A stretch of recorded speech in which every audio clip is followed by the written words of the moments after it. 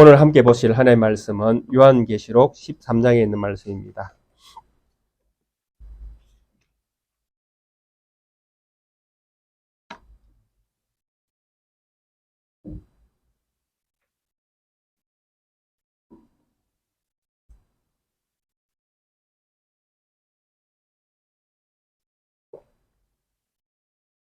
요한계시록 13장 1절에서 10절에 있는 말씀까지 한 목소리로 같이 합독하겠습니다.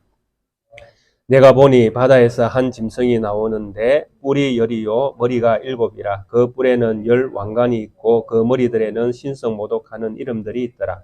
내가 본 짐승은 표범과 비슷하고 그 발은 곰의 발 같고 그 입은 사자의 입 같은데 용이 자기의 능력과 보좌와 큰 권세를 그에게 주었더라. 그의 머리 하나가 상하여 죽게 된 것 같더니 그 죽게 됐던 상처가 나음에 온 땅이 놀랍게 여겨 짐승을 따르고 용이 짐승에게 권세를 주므로 용에게 경배하며 짐승에게 경배하여 이르기를 누가 이 짐승과 같으랴 누가 능히 이와 더불어 싸우리요 하더라.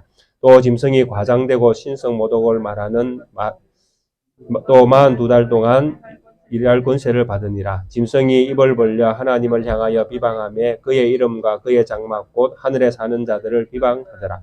또 권세를 받아 성도들과 싸워 이기게 되고 각 족속과 백성과 방언과 나라를 다스리는 권세를 받으니 죽임을 당한 어린 양의 생명책에 장세 이후로 이름이 기록되지 못하고 이 땅에 사는 자들은 다 그 짐승에게 경배하리라. 누구든지 기가 있거든 들을지어다. 사로잡힐 자는 사로잡혀 갈 것이요 칼에 죽을 자는 마땅히 칼에 죽을 것이니 성도들의 인내와 믿음이 여기 있느니라. 아멘. 오늘은 요한계시록 13장에 있는 말씀을 함께 살펴볼 때인데요. 이 13장에 대한 그 시대적 배경에 대한 견해가 조금 달리 다른 견해들이 있습니다.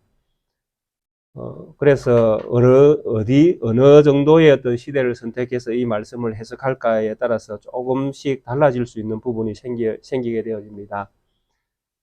왜 그러냐 하니까 1절에 보시면 내가 보니 바다에서 한 짐승이 나오는데 이렇게 말씀으로 시작되고 있는 이 본문을 BC 67년경에 로마가 이스라엘 땅 안으로 들어오기 시작한 침공해서 이제 이스라엘을 점령하게 되어지는 이 시기로 이 1절에 있는 이 말씀을 해석할 때에는 이 13장의 배경이 실제로 BC 한 60년 이전으로 이렇게 이 13장의 말씀의 배경이 되어지는 것입니다. 그리고 또 한 가지는 3절에 나오는 짐승 하나가 머리가 하나가 상하여 죽게 된 것 같더라라는 이 표현을 가지고 또 시대적 어떤 그 배경을 달리 또 해석이 되어집니다. 왜냐하니까 3절에 나오는 이 상했다가 이렇게 회복되어지는 이 사건을 신학자들이 그 복음의 칼에 의해서 로마가 어느 정도 무너진 이런 배경을 이야기하는 것이다라고 말씀을 이제 해석하는 학자가 있고 또 어떤 견해는 네로의 자살 사건을 이 3절에 있는 이 말씀의 어떤 배경으로 이렇게 해석을 합니다. 그렇게 되어지면 이 13장에 있는 이 말씀의 역사적 상황이 이제 AD 한 60년 뒤로 넘어가게 되어집니다. 그래서 AD 60년 이후로 잡을 것인지 BC 60년 앞쪽으로 잡을 것인지 하는 이런 이제 두 가지 견해가 이 13장을 이해하는 이제 두 가지 축이 되어지는 것입니다. 근데 저는 이제 말씀에 이제 시작되고 있는 이 1절에 있는 이 말씀을 더 저는 근거로 삼아야 된다라고 생각이 되어집니다. 그래서 저는 이제 13장에 있는 이 배경을 BC 60년 이전으로 이렇게 배경을 삼아서 해석을 시도해 보려고 그렇게 생각을 합니다. 그래서 1절에 보면 내가 보니 바다에서 한 짐승이 나오는데 뿔이 10이요 그 머리가 7이라. 그 뿔에는 10 왕관이 있고 그 머리에는 신성 모독하는 이름들이 있더라. 그리고 2절에 내가 본 짐승은 표범과 비슷하고 그 발은 곰발 같고 그 입은 사자의 입 같은데 용이 자기의 능력과 보좌와 그 큰 권세를 그에게 주었다. 이렇게 1절과 2절이 설명을 합니다. 2절에 있는 이 말씀은 분명하게 그 구약 성경 다니엘서 7장에서 분명히 이 짐승의 때가 지난 다음에 서는 나라를 로마라고 분명히 말씀을 합니다. 7장 7절부터 보시면 다니엘서 7장입니다. 다니엘서 7장 1절부터 보시면 하나님께서 다니엘에게 주셨던 그 은혜의 말씀, 그러니까 예언적 말씀이죠. 그 말씀을 보면 다니엘이 그 꿈에 대한 기록이 나옵니다. 바벨론 벨사살 왕 원년에 다니엘이 그의 침상에서 꿈을 꾸며 그의 머릿속으로 환상을 받고 그 꿈을 기록하며 그 일을 대략 진술하니라. 다니엘이 진술하여 이르되 내가 밤에 환상을 보았는데 하늘에 네 바람이 큰 바다로 몰려 불더니 큰 짐승 넷이 바다에서 나왔는데 그 모양이 각각 다르더라. 첫째는 사자와 같은데 독수리의 날개가 있더니 내가 보는 중에 그 날개가 뽑혔고 또 땅에서 들려서 사람처럼 두 발로 서게 함을 받았으니 또 사람의 마음을 받았더라. 또 보니 다른 짐승 곧 둘째는 곰과 같은데 그것이 몸 한쪽을 들었고 그 입 사이에는 새 갈빗대가 물렸는데 그것에게서 말하는 자들이 있어 이르기를 일어나서 많은 고기를 먹으라 하였더라. 그 후에 내가 또 본적 다른 짐승 곧 표범과 같은 것이 있는데 그 등에는 새의 날개 넷이 있고 그 짐승에게 또 머리 넷이 있으며 권세를 받았더라. 내가 밤 환상 가운데 그 다음에 본 넷째 짐승은 무섭고 놀라우며 또 매우 강하며 또 쇠로 된 큰 이가 있어서 먹고 부서뜨리고 그 나머지를 발로 밟았으며 이 짐승은 전에 모든 짐승과 다르고 또 10뿔이 있더라. 요 7절에 있는 이 말씀이 바로 오늘 우리에 등장하는 1, 2절에 있는 이 짐승에 대한 묘사입니다. 그리고 앞에 누가 나왔습니까? 사자, 표범, 곰이 나왔습니다. 이 세 짐승이 바로 그 역사적 시대적 배경 속에서 바벨론, 메데바사, 그 다음에 헬라 이 세 나라를 이야기합니다. 이 세 나라가 때로는 사자의 모습처럼, 때로는 표범의 모습처럼, 때로는 곰의 모습처럼 이렇게 짐승의 모습으로 이렇게 나라들의 어떤 성격을 표현을 합니다. 그래서 성경에서 하나님께서 다니엘에게 예언을 주셨던 뭐 바벨론이 사자와 같고 메데바사가 뭐 표범과 같고 또 뭐 그 그리스가 헬라가 뭐 또 곰과 같고 뭐 이런 식으로 묘사를 그 짐승에 있다가 그 어떤 나라의 성격을 이렇게 표현을 합니다. 이 나라는 이와 같은 짐승과 같을 것이다. 이 나라는 이와 같은 짐승의 모습을 가질 것이다. 이 나라는 이와 같은 짐승의 모습을 가질 것이다.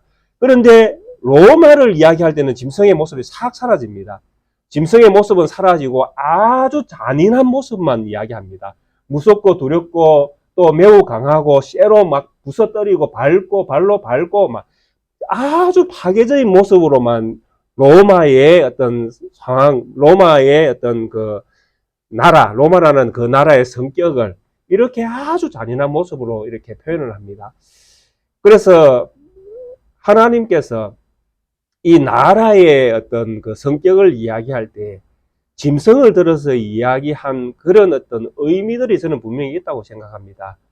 그래서 그것이 무엇이냐 하니까 바로 짐승들이 가지고 있는 그 성격을 가지고 이 나라가 가지고 있는 어떤 권세가 이와 같다라고 그렇게 하나님께서 우리에게 말씀하시는 것처럼 들립니다. 그게 무엇이냐 하니까 짐승은 어떻게 움직입니까? 본능적으로 움직입니다. 짐승은 어떻게 합니까? 살기 위해서 무언가를 죽여야 됩니다. 그러니까 짐승은 본능적으로 살아남기 위해서 수단과 방법을 가리지 않는 거예요. 사자가 자기 먹이를 쫓을 때 한번 보십시오. 곰이 싸울 때 한번 보십시오. 정말 표범이 먹이를 향해서 달려들 때의 그 기세를 한번 보십시오. 전혀 두려움이 없습니다. 사자 무리가 코끼리를 사냥하고 기린을 사냥할 때 보십시오. 한 마리가 막 그 기린 등 위에 올라타고 막 코끼리의 발을 붙들고 한번 물면 절대 안 놓지 않습니다. 아주 잔인하게 먹이를 향해서 달려드는 그 모습들이 엄청나게 잔인하면서도 살기 위해서 수단과 방법을 가리지 않습니다. 그것이 짐승의 본질적인 모습입니다. 이런 짐승의 모습들이 누가 가지고 있다는 이야기입니까? 나라라는 이 절대 권력을 가지고 있는 이 나라가 그런 힘들을 가지고 그렇게 나라는 존재한다라는 것입니다. 그래서 우리나라도 뭐 다르지 않지 않습니까? 누군가가 대통령이 되어지면 그 대통령은 그 권력을 차지한 만큼 또 누리고 또 그걸 유지시켜 나가야 되잖아요. 그를 위해서 얼마나 그 힘을 가지고 그 힘의 권세를 가지고 사용하고 이용하는지 우리는 눈으로 다 보고 왔지 않습니까? 역사 안에서. 그래서 이 권력이라는 것은 살아남기 위해서 수단과 방법을 가리지 않을 때가 많다라는 것입니다. 이것이 국가가 가지고 있는 또 힘이 가지고 있는 그 본질적인 모습입니다. 이런 모습들을 짐승들의 어떤 모습들을 통해서 하나님은 우리에게 말씀을 하시는 거예요. 새롭게 태어나는 이렇게 저 바다에서 올라오는 한 짐승은 이런 모습을 가지는 다니엘에서 말씀하셨던 로마가 이제 등장하게 되어지는데 이 로마가 어디에 등장합니까? 바로 팔레스타인 땅, 하나님께서 약속하신 그 땅에 이 한 짐승이 올라오는 겁니다. 그리고 이 올라오는 이 짐승은 뿔이 10이고 머리가 7이고 이 뿔에는 10왕관이 있습니다.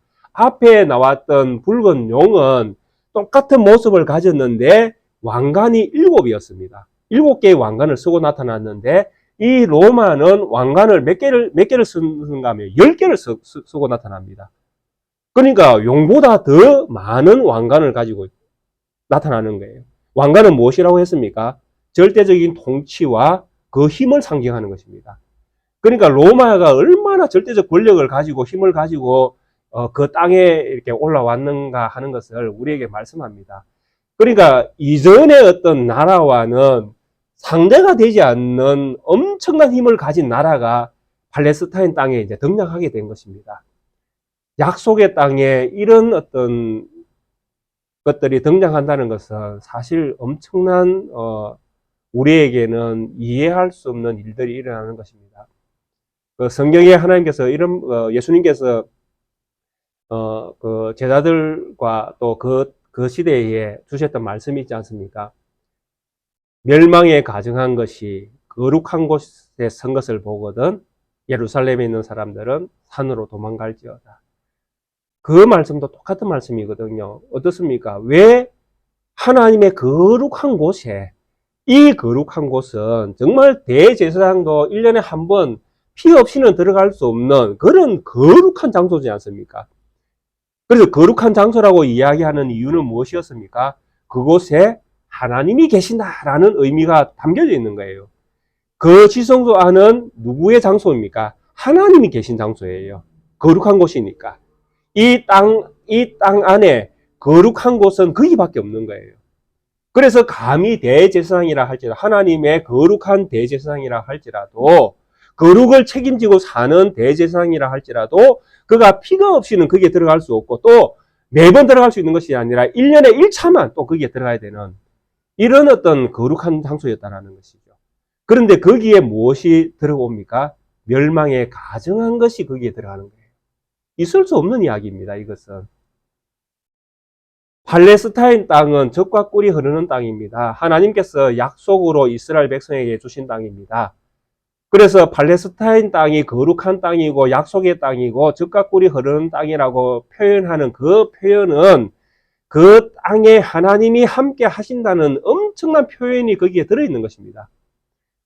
왜 그 땅이 젖과 꿀이 흐르는 땅이 되어집니까? 하나님이 그곳에 계시기 때문에 그렇습니다. 그래서 그 땅에 사는 사람들은 굳이 자기 발로 물방아를 돌려가지고 논에다가 물을 안 대도 됩니다. 왜? 하나님이 때를 따라 이른 비를 늦은 비를 주시기 때문에 그렇습니다. 그게 하나님 함께 하시는 복입니다.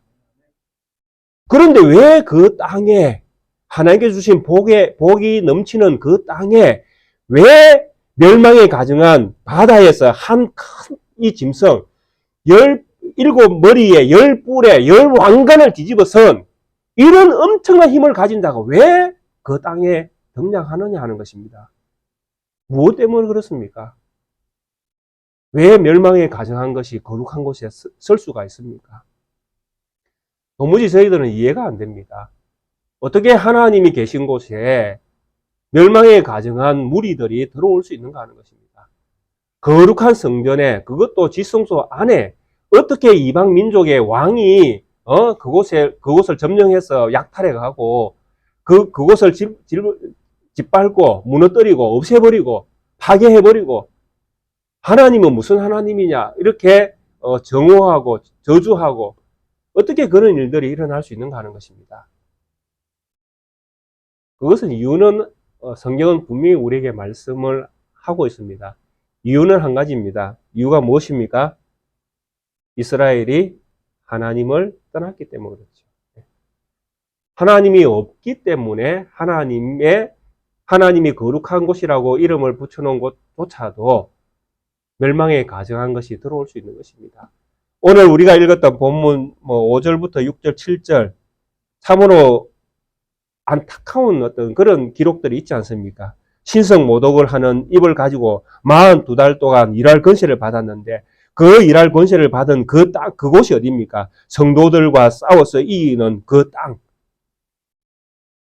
성도들이 있는 그 땅에 이 참남한 말을 하는 이 신성 모독하는 이 무리들이 그 땅을 점령해서 성도들을 짓밟게 되어지는 그런 역사의 어떤 사건들이 일어난다라는 것입니다. 42달 동안.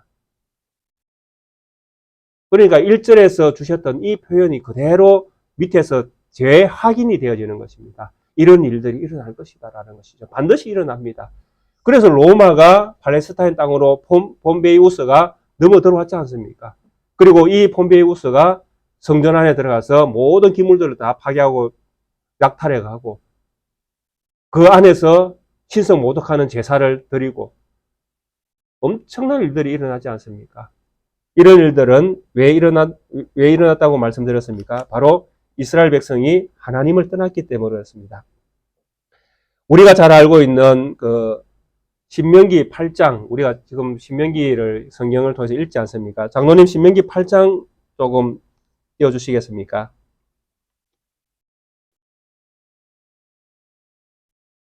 신명기 8장에 있는 말씀을 잠시 한번 보고 넘어가겠습니다. 특히 주목해야 볼 말씀은 2절과 3절, 11절과 16절에 있는 표현들입니다. 신명기 2장에 보시면 8장 2절에 보시면 네 하나님 여호와께서 이 40년 동안 이스라엘 백성이 40년 광야 길을 걸었지 않습니까? 하나님께서 여호와께서 이 40년 동안 네의 광야의 길을 걷게 하신 것을 기억하라. 너를 낮추시며 너를 시험하사 네 마음이 어떠한지 그 명령을 지키는지 안 지키는지 알려 하심이라. 3절에 너를 낮추시며 너를 줄이게 하시며 또 너도 알지 못하며 네 조상들도 알지 못하던 만나를 네게 먹이신 것은 사람이 떡으로만 사는 것이 아니요 여호와 입에서 나오는 모든 말씀으로 사는 줄을 네게 알게 하려 하심이라 라고 말씀합니다. 그리고 11절부터 16절 좀 띄워주십시오. 11절부터 보시면 내가 오늘 네게 명하는 여호와의 명령과 법도와 규례를 지키지 아니하고 네 하나님 여호와를 잊어버리지 않도록 삼갈지어다. 네가 먹어서 배부르고 아름다운 집을 짓고 거주하게 되며 또 네 소와 양이 번성하며 네 은금이 정식되며 네 소유가 다 풍부하게 될 때에 네 마음이 교만하여 네 하나님 여호와를 잊어버릴까 염려하노라. 여호와는 너를 애굽 땅 종되었던 집에서 이끌어내시고 너를 인도하여 그 광대하고 위험한 광야 곧 불뱀과 정갈이 있고 물이 없는 간조한 땅을 지나게 하셨으며 또 너를 위하여 단단한 반석에서 물을 내셨으며 네 조상들도 알지 못하던 만나를 광야에서 네게 먹이셨나니 이는 다 너를 낮추시며 너를 시험하사 마침내 네게 복을 주려 하심이었느니라 라고 말씀합니다. 하나님께서 이스라엘 백성에게 광야를 걷게 하셨지만은 이 광야를 걷는 동안에 끊임없이 만나를 공급하시고 물을 먹이시고 그 광야를 지난 다음에 약속의 땅을 주셨는데 그렇게 하나님께서 약속의 땅을 주신 이유가 무엇입니까? 하나님 경외하도록 그렇게 주셨다라는 것입니다. 그런데 이 이스라엘 백성은 이런 하나님을 경험하고도 그 다음에 뭐라고 말씀합니까? 약속의 땅에 들어가서 네가 배부르고 등 따실 때에 하나님을 잊어버릴까 하노라 이렇게 말씀하시잖아요. 약속의 땅에 왜 이 거룩한 곳에 왜 이 이민족들이 올라왔습니까? 바로 이스라엘 백성이 광야를 지날 때에 경험했던 하나님을 약속의 땅 안에서 다 잊어버렸다는 이야기입니다. 등 따시고 배부를 때에 우리 하나님이 어디 계시냐? 내 하나님은 재물이고 내 하나님은 내가 가진 권력이고 명예로소이다. 이렇게 살았다라는 것입니다.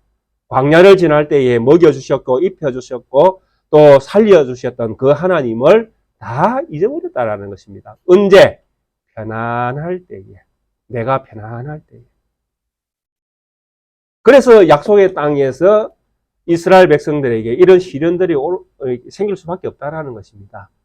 우리의 인생 가운데에도 뭐 두 가지 현상이 나타날 수 있습니다. 이 시련이라는 것은 우리가 개인이 경험하는 시련은 두 가지입니다. 이거는 성경에서 약속한 하나님의 약속에 의해서 되어지는, 하나님에 의해서 이렇게 되어지는 계시적인 것은 하나님의 뜻에 의해서 되어지는 것이다라고 우리가 분명히 말할 수 있습니다. 그러나 개인이 경험하는 시련과 또 어려움은 두 가지 현상으로 나타날 수 있습니다. 한 가지는 하나님께서 은혜를 베푸시기 위해서 허락하시는 시험일 수 있고, 또 한 가지는 내가 잘못해서 시험에 빠질 수도 있다는 것입니다. 그래서 한 가지 현상이 두 가지가 될 수 있는 거예요. 하나는 내 원인이 나일 수 있고, 하나는 하나님일 수도 있다는 것이죠. 그래서 우리는 이런 것들을 잘 분별해야 되는 것이죠. 나 개인에게서 일어나는 시련일 경우에는 잘 분별해서 판단하고 그리고 그것을 적용을 해야 된다는 것입니다. 그러나 성경에서 말하는 이스라엘 백성들 안에서 일어났던 이 모든 계시적인 사건들은 철저하게 누가 주장하십니까? 하나님이 주권적으로 주장하시는 거예요. 그래서 이 요한계시록 13장에 나타났던 이 그 시대에 우리가 지금 바라보고 있는 BC 60년대에 일어났던 로마가 이스라엘 백성들 땅으로 들어왔던 그 시절에 그들에게 주셨던 하나님 그 시련은, 그런 어떤 엄청난 그 전쟁은 하나님께서 허락하신 전쟁이었다라는 것입니다. 무엇을 위해서? 이스라엘 백성을 새롭게 하기 위해서. 광야를 주신 것은 하나님께서 뭐 하시려고? 너를 시험하사 마침내 복을 주시려고. 근데 복도 그냥 주시는 것이 아니라 시험을 통해서, 테스트를 통해서 이스라엘 백성이 낮아져야 되는 거예요. 하나님 앞에서 하나님 없이는 우리가 살 수 없습니다라는 고백이 돼야 되는 것이죠. 그들이 로마가 쳐들어와서 로마로부터 엄청난 위협을 느낄 때에 그들은 하나님을 볼 수 있어야 된다는 것입니다. 하나님께로 피하는 자가 살아남는다는 것을 그들은 깨달아야 되고 믿어야 된다는 것입니다. 그때에 그들은 만약에 그 엄청난 시련 가운데에, 그래, 로마가 우리의 구세주다, 로마가 우리의 구주다, 로마의 왕이 우리의 왕이다라고 해버리면 끝나는 것이죠. 하나님이 그들에게 준 시련이 아무 의미가 없어져 버리는 것입니다. 그래서 이때에 하나님께서 가장 강력한 힘을 가진 로마를 이스라엘 백성들이 있는 팔레스타인 땅으로 그들이 침공하는 것을 허락하신 것입니다. 그래서 그 모습은 표범 같기도 하고 곰 같기도 하고 사자 같기도 한데, 참 용이 가지고 있는 그 능력과 보좌와 큰 권세를 이 짐승이 받았다고 이야기합니다. 그래서 뒤에서 조종하고 있는, 로마를 조종하고 있는 절대적 권력은 사탄임을 분명히 이야기합니다. 그 권력이 누구로부터 왔는가라고 할 때에 사탄이 그에게 주었다라는 것이죠. 절대적 권력을. 사탄이 주는 권력은 당연히 하나님의 자녀들에게는 위협이 될 수밖에 없습니다. 그 권력이라는 것은. 그래서 이런 엄청난 힘을 가지고 그가 나왔는데 그 머리 하나가 상하여 죽게 된 것이죠. 그런데 죽게 되었을 때 죽어버렸으면 아이고 저 권력도 아무것도 없네, 뭐 헛방이었네, 뭐 힘 있는 척 하더니 이 힘 있는 척만 했지 실제로 힘은 없네, 속은 텅 빈 광정이네, 뭐 이렇게 볼 수 있는데 그 머리가 상했다가 나아버린 거예요. 그러니까 그 나라를 바라보던 온 땅이 놀랍게 여겨 짐승을 따르고, 또 짐승이 또 용에게 권세를 주니까 또 모든 주위에 있는 사람들이, 또 나라들이 용에게 경배하고 또 짐승에 경배하면서 이 짐승과 같은 자가 누구냐, 뭐 누가 이 짐승과 더불어 싸우겠는가, 뭐 이런 어떤 호칭을 이 짐승에게 부여해주는 이런 역사가 일어난 것입니다.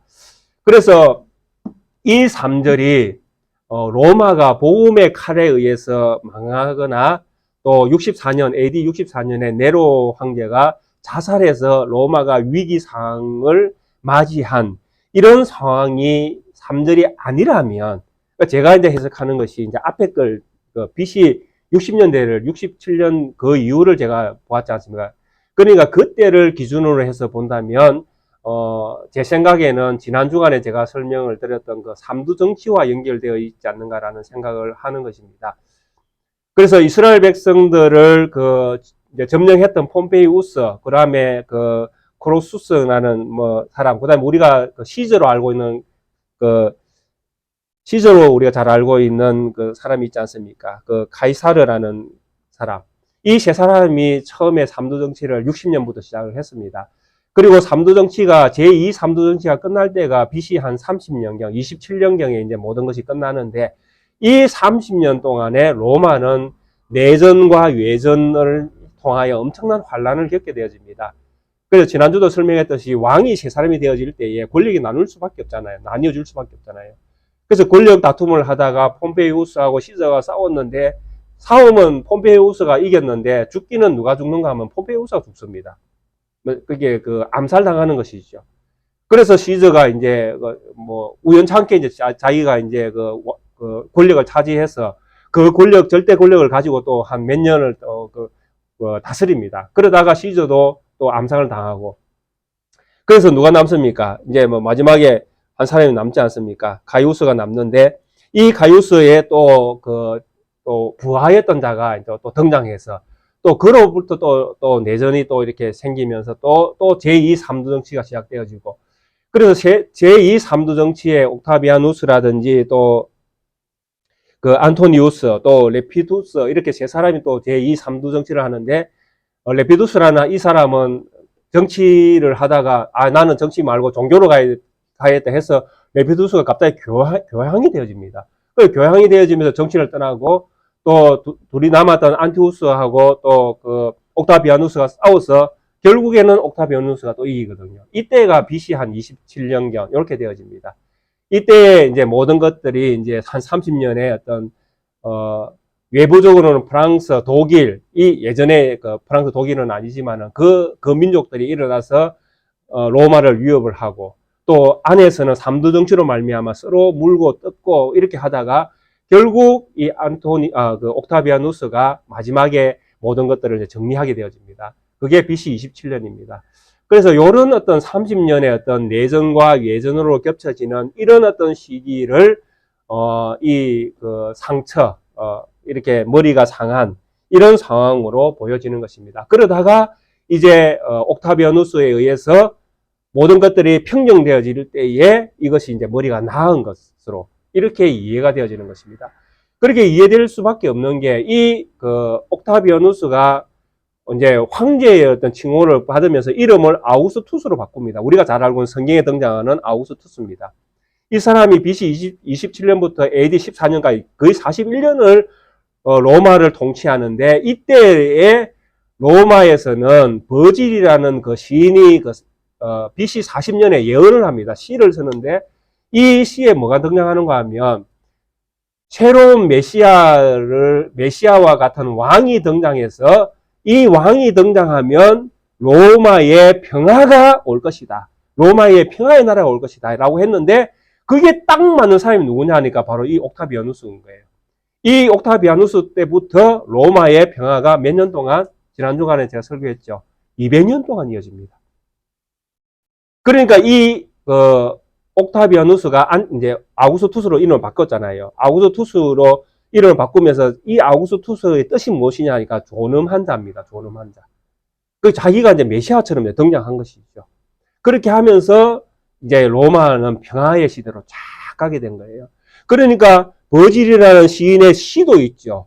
그리고 로마는 평화의 시대로 딱 넘어가니까 모든 이민족들뿐만 아니라 로마까지도 이 아우구스투스가 바로 버질이 말하던 메시아 왕이구나.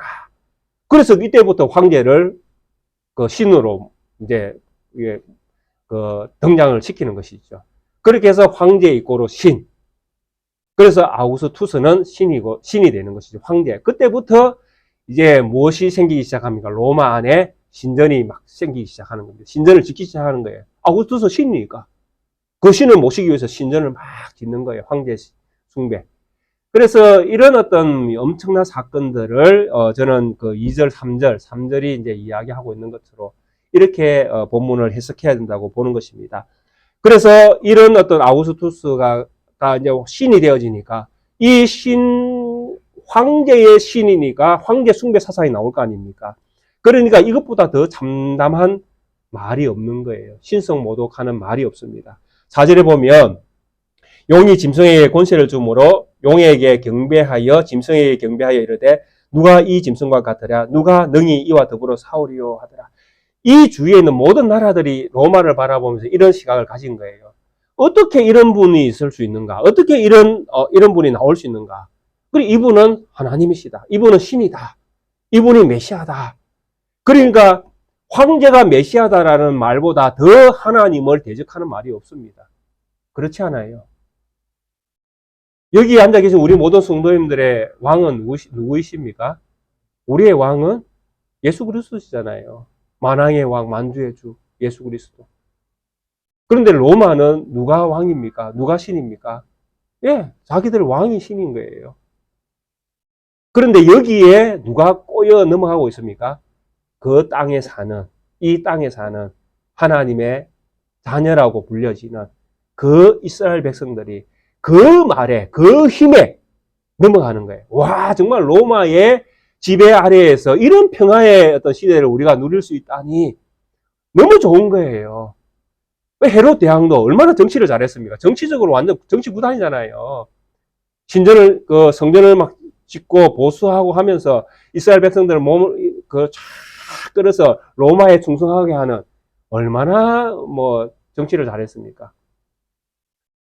그래서 그렇게 정치를 잘했기 때문에 예수님께서 탁 정당했을 때에 그 로마의 지배를 받던 그 이스라엘 백성의 지도자들이 한 말이 있잖아요. 무슨 말입니까? 우리에게는 왕이 누구밖에 없다. 가이사만 왕이다. 그렇잖아요. 로마의 왕에게 충성맹세를 한 사람들이 이스라엘 백성들 아닙니까? 예수님이 무슨 하나님의 아들이냐고. 그렇잖아요. 예수님을 죽일 때도 똑같이 이야기했지 않습니까? 예수님을 죽일 때 못 박을 때에 우리에게는 왕은 딱 한 사람밖에 없는 거예요. 예수님이 왕이 될 수가 없는 것입니다. 그래서 초대교회 때에 사도들이 복음을 막 전할 때 누가 들고 일났습니까?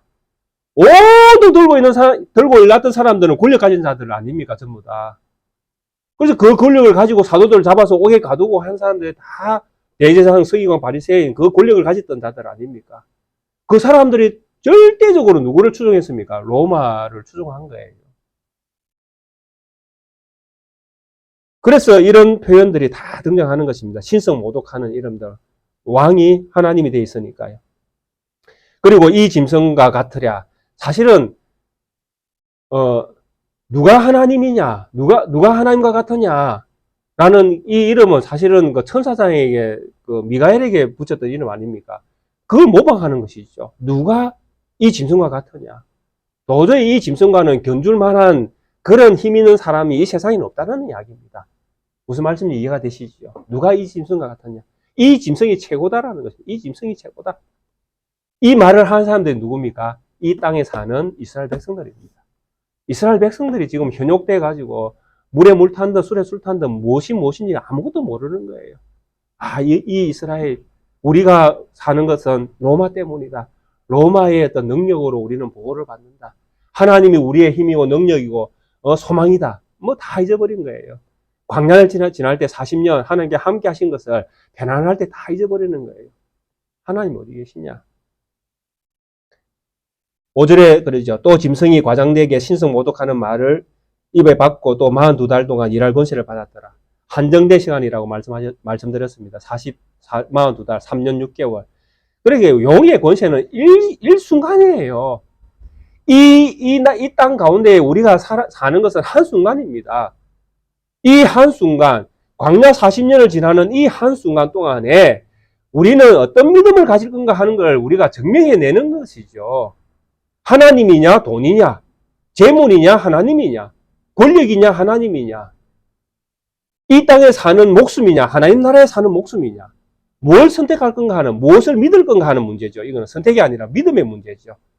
무엇을 믿을 건가 하는 이 문제를 가지고 우리는 실험을 하고 있고 시험을 지금 치고 있는 거예요. 테스트를 하고 있는 거예요. 하나님이 광야를 지나면서 하나님이 한 번도 이스라엘 백성과 함께 하시지 않은 적이 없습니다. 지금도 하나님은 우리 성도님들과 함께 하십니다. 근데 함께 하시는 이것을 믿을 것인가 안 믿을 것인가의 문제죠. 무엇을 통해서? 내 삶을 통해서. 내 삶이 좋을 때, 나쁠 때, 어느 때, 어떤 때든지 하나님이 나와 함께 하심을 믿을 것인가? 아니면 좋을 때만 믿을 것인가? 나쁠 때는 내가 하나님을 버릴 것인가? 이 문제를 가지고 우리가 지금 살고 있는 것입니다. 그래서 우리의 신앙은 변함없이 하나님을 믿어야 된다는 이야기입니다. 아멘, 아멘. 예. 광야에 좋을 때도 있었잖아요. 물 마시고 만나 먹고 메추라기 먹을 때 얼마나 좋았겠습니까? 구름으로 가려주고 불로 따뜻하게 해줄 때는 얼마나 좋았겠습니까? 그런데 그들에게 잠시 물이 없을 때는 또 불평하고 불만했지 않습니까? 우리에게도 마찬가지잖아요. 늘 편안할 수는 없잖아요. 잠시 잠깐 우리에게 불편한 일도 생길 수 있고 나쁜 일도 생길 수 있습니다. 그때 내가 무엇을 믿을 건가를 우리가 증명해내야 되는 것이죠. 그 순간도 하나님이면 오케이. 하나님이 나와 함께 하시면 괜찮다. 이렇게 믿음이 우리에게 있어야 되는 것이죠. 그래서 잠시 잠깐 동안 이런 일들을 당할 수 있습니다. 짐승이 입을 벌려서 하나님을 향하여 비방하고 그의 이름과 그의 장막 곧 하늘에 사는 자들을 비방하더라. 그래서 하늘에 사는 자들이라 해서 하늘에 있는 사람을 얘기하는 게 아닙니다. 그 땅에 살고 있는 이스라엘 백성들을 지금 얘기하고 있는 거예요. 그 속에 하나님 자녀들이 함께 섞여 있는 거예요. 그런데 함께 비방을 당하고 함께 고통을 당하고 함께 전쟁에 휘말리고 그래서 로마의 어떤 엄청난 힘에 의해서 압도당한 삶을 살 수밖에 없는 상황을 같이 맞이하는 거예요. 또 7절에 또 권세를 받아 성도들과 싸워 이기게 되고 각 족속과 백성과 방언과 나라를 다스리는 권세를 받으니 이길 수도 있죠. 전쟁에서 로마가 이겼잖아요. 그래서 이스라엘 백성은 풍기박살 났지 않습니까? 사도들이 옥에 갇히고 얼마든지 충분히 그런 고초들을 겪을 수 있지 않습니까? 이런 상황들이 생길 수밖에 없습니다. 왜? 우리 인생이 사는 삶이 봄, 여름, 가을, 겨울 다 다르지 않습니까? 그렇게 하나님께서 허락하셨잖아요. 오늘 우리가 읽었던 신명기 8장에 분명히 말씀하셨잖아요. 하나님께서 그 길을 걷게 하신 것은 우리가 무엇을 믿을 건가 하는 것을 우리가 믿는지 안 믿는지를 하나님이 보시는 거예요. 오늘 장로님 기도하실 때도 나왔지 않습니까? 입으로 시인하고, 그죠? 마음으로 믿고, 입으로 시인하고. 그래서 결국에는 구원에 이르는데, 입만 나불나불 되는 거예요. 하나님 믿습니다. 하나님 믿습니다. 근데 실제로는 안 믿는 거예요. 그게 무슨 소용이 있습니까? 마음으로 믿어가지고 의에 이르러야 되는데, 입만 가지고 사는 거예요. 아무 소용이 없습니다, 입은. 사탄도 하나님을 거짓되게 믿을 수 있는데요. 예수님을 속일 때 얼마나 사탄이 말씀으로 속였습니까? 하나님의 말씀으로 속이잖아요. 성경에 있는 말씀을 가지고 속입니다, 사탄이.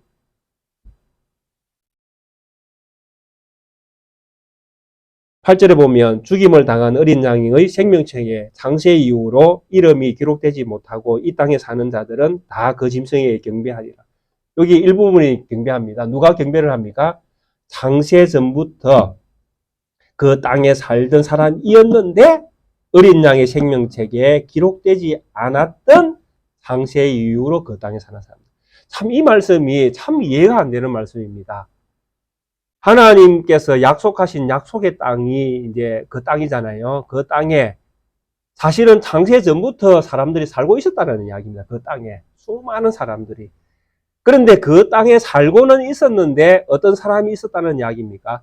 생명책에 기록되지 못한 사람이 있었다는 이야기입니다. 간혹 우리가 교회 안에 불신자가 있을 수 있는가라는 이런 문제를 가지고 이야기할 때가 있지 않습니까? 예, 있습니다. 교회 안에. 왜 있습니까?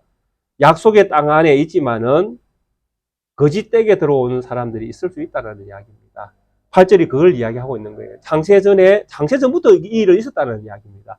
그런데 이것은 사실 우리가 이해할 수 없는 이야기지만은 하나님께서 있다고 말씀하시면 있는 거예요. 그죠? 그렇지 않습니까? 하나님께서 있다고 말씀하시는데 제가 어떻게 감히 없다고 말씀드릴 수 있겠습니까? 그래서 약속의 땅에서 창세 전부터 살고 있었던 수많은 사람들이 있었지만은 그 땅에는 살고 있었지만은 생명책에 기록되지 못한 사람들도 있었다라는 것입니다. 그들은 누구 편에 설 것이다? 짐승 편에 설 것이다 라고 이야기합니다. 짐승에게 경배할 것이다. 그러면 하나님 자녀로서 약속의 땅에 살고 있는 사람은 어떻다라는 이야기입니까? 짐승에게 절대로 경배하지 않을 것이다라는 이야기입니다.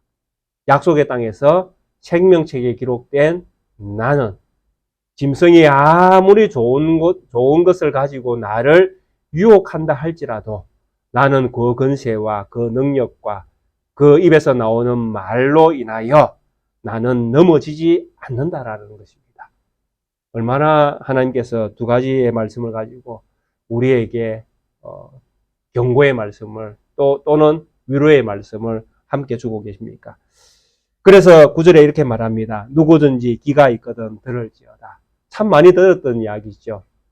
일곱 교회를 이야기할 때 성령이 교회에게 말씀하시는 그 말씀을 귀 있는 자는 들을지어다. 누가 들어야 됩니까? 들을 귀가 있는 우리 모든 성도님들은 오늘 주셨던 이 말씀을 들어야 됩니다. 정말 로마가 가지고 있는 그 권세는 이전에 어떤 나라들이 가진 권세보다 훨씬 강력한 무기를 가지고 있었습니다. 그래서 팍스 로마나라는 말이 생길 정도로 로마의 평화는 오랫동안 지속되어졌습니다.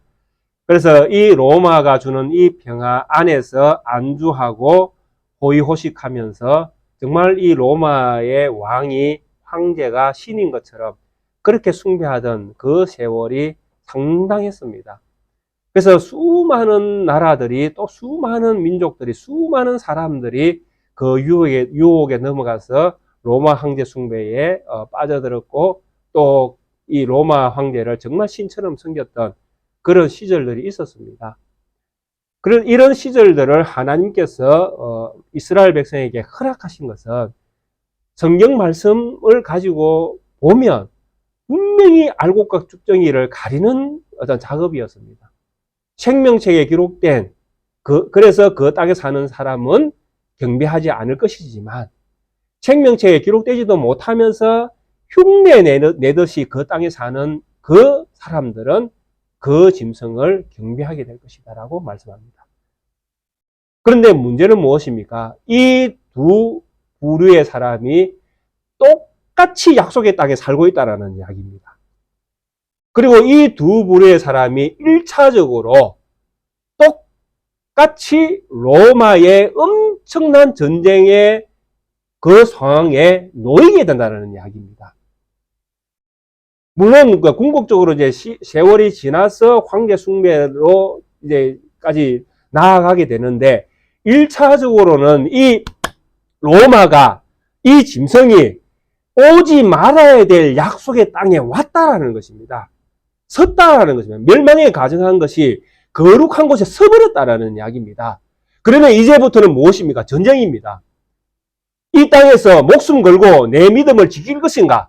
아니면 목숨을 버리면서 내 믿음을 지킬 것인지 목숨을 살기 위해서 이 로마의 앞잡이가 되는 것을 선택할 것이든지 둘 중에 하나를 선택해야 되는 것입니다. 그런데 10절에서 우리에게 분명히 성경은 이렇게 말씀을 합니다. 사로잡힐 자는 사로잡혀 갈 것이요. 사로잡힐 자는 뭐라고 말씀합니까? 사로잡혀 갈 것이요. 칼에 죽일 자는 마땅히 칼에 죽을 것이니 성도들의 인내와 믿음이 여기 있느니라. 참으로 제가 웃고 있지만 웃을 수 없는 말씀입니다. 사로잡힐 자는 로마에 의해서 사로잡혀 가게 될 자는 사로잡혀 가라. 로마의 칼에 죽임을 당할 자는 로마의 칼에 죽임을 당해라. 왜? 이것이 성도들의 인내와 믿음이다 라고 이야기합니다. 칼 앞에 서거든 칼 앞으로 향하여 나아가고 칼로 죽임을 당하거든 죽임을 당하는 것을 옳은 줄 여기라 이렇게 말씀합니다. 칼 앞에 선 자는 칼을 향해서 나아가고 도망가는 것이 아니라 나아가는 것입니다. 칼로 향해서 나아가고 칼 앞에 죽임을 당할 때에는 칼 앞에 죽임을 당해서 뭐 하라는 이야기입니까? 믿음을 지켜내라는 이야기입니다. 제가 마태복음 이야기할 때 또 다른 본문 성경을 이야기할 때 자주 인용했던 본문입니다. 예수님께서 제자들을 세상 가운데 보낼 때에 1위 가운데에 양을 보낸 것 같다고 말씀하시면서 뱀같이 지혜롭고 비둘같이 순결하고 말씀하셨습니다. 죽임을 당할 때 죽임을 당하는 것이 뱀같이 지혜로운 것이고 죽음 앞에 반드시 서는 것이 비둘같이 순결한 모습이라고. 그것이 지혜고 그것이 순결입니다. 우리가 도망가는 것이 순결이고 피하는 것이 순결이고 로마 황제 숭배에 빠져들어가는 것이 순결이 아니라 우리의 믿음을 지키는 것이 순결이고 우리의 믿음을 지키기 위해서 목숨 앞에 목숨을 버리는 것이 지혜입니다. 아닙니까? 지혜로운 것이 무엇입니까? 우리에게 참된 지혜는 하나님 아닙니까? 하나님께서 주신 말씀보다 더 지혜로운 것이 어디 있습니까? 근데 이 말씀을 버리고 내가 살 길이 있습니까? 이 말씀을 지키기 위해서는 죽을 수도 있지만 이 말씀을 버리면서 살 길은 없습니다. 안 그렇습니까? 하나님의 말씀을 버리면서까지 우리가 살 수 있는 길이 있다면 우리가 그걸 선택할 수 있습니다. 그러나 하나님의 말씀을 버리면서까지 우리는 살 수 있는 길이 우리는 이 세상에 없는 것입니다. 그렇기 때문에 칼 앞에 서면 칼 앞으로 나아가고 칼 앞에 죽임을 당하면 칼 앞에 죽임을 당해라. 그것이 인내고 그것이 믿음이다라는 것입니다. 로마라는 엄청난 세력이 약속의 땅에 올라왔지만은 그들이 약속의 땅을 다 짓밟아서 없애버리고 하나님의 거룩한 곳이 다 짓밟아서 하나님이 없는 것처럼 하나님이 그 전쟁에서 진 것처럼 하나님 자녀를 버린 것처럼 그렇게 보여질 수 있다라는 것입니다. 왜? 하나님이 계신 곳, 하나님이 계신 성전, 하나님의 백성들이 있는 그 땅, 이것이 몰락해버린 것입니다. 그러니까 그 땅에 사는 하나님 자녀들이 낙심할 수 있게 되는 상황이 생겼잖아요. 낙심할 수밖에 없잖아요. 하나님이 계신가 아니 계신가 하나님 앞에 나아가 기도할 때에 정말 기도가 안 될 수 있는 상황이 생겨버렸잖아요. 우리의 인생에도 똑같지 않습니까? 정말 기가 막힌 일들을 만날 때에 기도가 안 되지 않습니까? 그리고 우리가 할 수 있는 최선의 말이 무엇이었습니까? 하나님이 계십니까? 묻는 질문. 하나님 정말 이렇게도 하십니까? 좀 원망 섞인 질문. 이런 것들을 우리가 하나님 앞에 토해낼 때가 있었지 않습니까? 그때에 무엇을 가져야 됩니까? 인내를 가져야 되는 것입니다. 인내를 가지고 그 인내 속에 무엇을 둬야 됩니까? 믿음을 둬야 되는 것이죠. 하나님이 계시다. 이 상황 속에서도 하나님이 함께 하신다. 이 상황을 허락하신 데는 하나님의 이유가 있다라는 것이죠. 하나님 뜻이 있다라는 것입니다. 무엇이었습니까? 인내와 믿음을 가진 성도를 그곳에서 하나님께서 찾아내시는 거예요. 그리고 이들을 어디로 옮겨가십니까? 약속의 땅으로 옮겨가시는 거예요. 그것이 하나님께서 이때에 하셨던 일입니다. 오늘 이 시대에도 하나님은 이런 인내와 믿음을 가진 성도들을 찾고 계시는 거예요. 우리가 이 코로나 팬데믹 엄청난 시련을 당하고 있지 않습니까? 이런 상황 속에서 경험을 다 하지 않습니까? 기가 막히잖아요. 내가 강제로 집 밖에 나올 수 없는 상황을 맞이하지 않습니까? 그럴 때 우리에게 기도가 되어집니까? 예, 기도가 되어야 되는 것이죠. 하나님이 함께 하심을 느껴야 되는 것이죠. 그걸 허락하신 것도 나를 더 성숙하게 하시는 하나님의 은혜가 그 속에 있다는 것을 우리가 믿어야 되는 것이죠. 그래야 그 순간이 우리에게 복이 되고 그 순간이 우리에게 믿음이 되고 그 순간을 통해서 우리는 더 성숙해가는 그리스도인이 되어지는 것입니다. 이런 인내와 믿음을 하나님은 우리가 이 땅 가운데에 길어야 80, 더 길면 90 사는 날 동안에 이 믿음을 가진 성도들을 찾아내시는 것입니다. 남은 인생을 이 믿음 안에서 성도의 믿음을 지키시고 성도의 인내를 통해서 하나님 앞에서 우리가 하나님 자녀인 것을 바르게 고백하면서 승리해 가시는 우리 모든 낫게교회 성도님 되시기를 주의 이름으로 축원드리겠습니다. 함께 찬송가 456장을 찬양 드리시겠습니다.